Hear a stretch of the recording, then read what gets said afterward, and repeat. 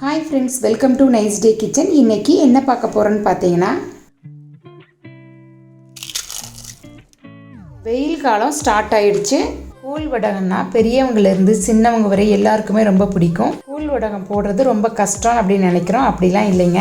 கூழ் வடகத்துக்கு மாவு காய்ச்சும் போது பக்குவம் சரியா வரலனா வடகம் வராது அப்படின்னு தான் நம்ம எல்லாருமே நினைக்கிறோம். இந்த வடகம் போடுறதுக்கு பக்குவம்லாம் தேவையில்லை. நீங்கள் லாஸ்ட் வரைக்கும் இந்த வீடியோவை ஸ்கிப் பண்ணாமல் பாருங்கள், உங்களுக்கே புரியும். வாங்க எப்படி செய்யலாம்னு பார்க்கலாம். ஃபஸ்ட்டு ஒரு பவுலில் 1 கப் ஜவ்வரிசி போட்டுக்கோங்க. ஜவ்வரிசி மூழ்கிற அளவு நம்ம ஃபுல்லாக தண்ணி ஊற்றிடணும். கரெக்டாக ஜவ்வரிசி 5 மணி நேரம் நல்லா ஊறணும். இதே மாதிரி நல்லா ஊறினதுக்கப்புறம் அதில் இருக்கிற தண்ணியை நம்ம தண்ணியை ஃபில்டர் பண்ணி வச்சுக்கணும். எடுத்து வச்ச தண்ணியை நம்ம ஊற்றிக்கலாம்.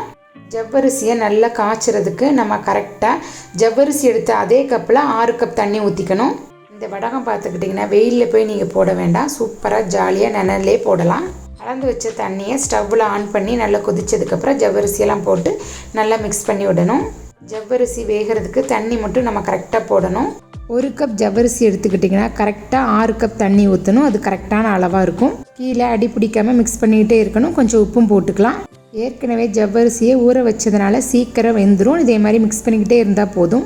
ஜவ்வரிசி நல்லா வெந்துருச்சு, ஸ்டவ்வை ஆஃப் பண்ணிடலாம். ஜவ்வரிசியை இதே மாதிரி நல்லா ஆற வச்சு எடுத்து வச்சுக்கணும். ஆறின ஜவ்வரிசியை மிக்ஸி ஜாரில் எல்லாத்தையும் நம்ம மாற்றிக்கலாம். கொஞ்சம் உப்பு போட்டு நல்லா நம்ம பேஸ்ட்டாக அரைச்சிடணும். அடுத்து கொஞ்சம் காயப்பொடி போட்டுக்கலாம். ஜவ்வரிசியை அரைச்சிட்டு வந்துடலாம். ரொம்ப கெட்டியாக இருந்தால் 1/4 டம்ளர் தண்ணி ஊற்றி அரைச்சிக்கலாம்.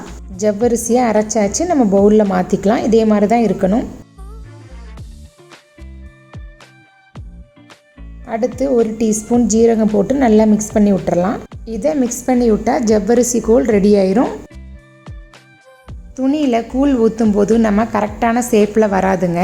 ஒரு வடகம் சிறுசாகவும் பெருசாகவும் வரும். அது சரி பண்ணுறதுக்கு சூப்பரான மெத்தடு தான் யூஸ் பண்ணியிருக்கேன். நீங்களே பாருங்கள். உங்ககிட்ட இதே மாதிரி மெட்டல் வளையல் அப்படி இல்லைன்னா பிளாஸ்டிக் வளையல் இருந்தால் எடுத்துக்கோங்க. அடுத்து இதே மாதிரி ஒயிட் கிளாத்தை பாய் மேலே நம்ம போட்டுக்கலாம்.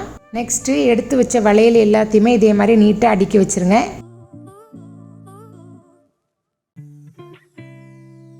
அடுத்து பார்த்துக்கிட்டிங்கன்னா ஒவ்வொரு வளையல்லையும் நம்ம ஒவ்வொரு கரண்டி மாவு நீட்டாக எடுத்து ஊற்றணும். இப்படி நீங்கள் ஊற்றுனீங்கன்னா எல்லாமே ஒரே சேஃபாகவே இருக்குங்க. நீங்களும் இதே மாதிரி ஒரு தடவை ட்ரை பண்ணி பாருங்கள்.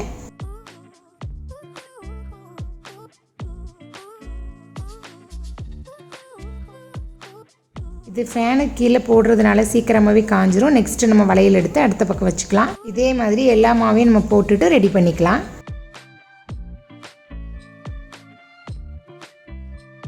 மாவெல்லாம் ஊற்றியாச்சுங்க. நைட் ஃபுல்லாக இதே மாதிரியே ஃபேனுக்கு கீழே இருக்கட்டுங்க. மறுநாள் நம்ம வெயில் எடுத்து வச்சுட்டா சூப்பராக காஞ்சிரும்.